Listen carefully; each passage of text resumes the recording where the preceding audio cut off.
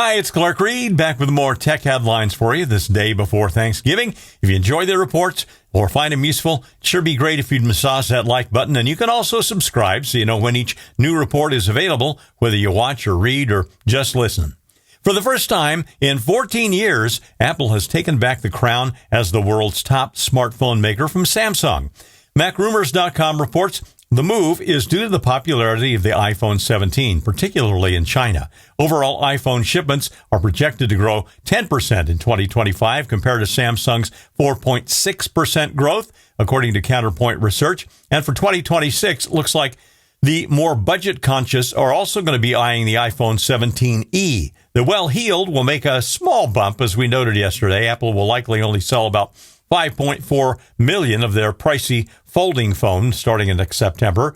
Adding to Apple's predicted strong continuing sales, the 2027 model will be the 20th anniversary. That's expected to be hyped to the rafters by Apple. They'll make spectacular changes, or they'll hype us into thinking they made spectacular changes that are the greatest things in sliced bread.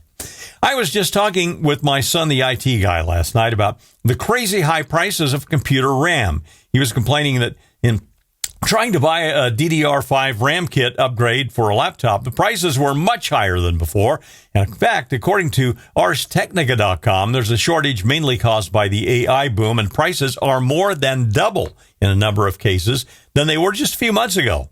Keep in mind, this won't affect your purchase of a PC or a laptop. The big manufacturers have deals in place to buy massive numbers, and their prices won't be affected under their contracts. And on the plus side, as memory prices have gone nuts, GPU prices have actually dropped. You can actually buy a high-end graphics card for less than suggested retail price right now, should you be in the market for that. Most people get them at some point or another. A postcard with a jury summons. Well, now, TechCrunch.com says a bug has been found in systems used by several states that exposed people's personal information.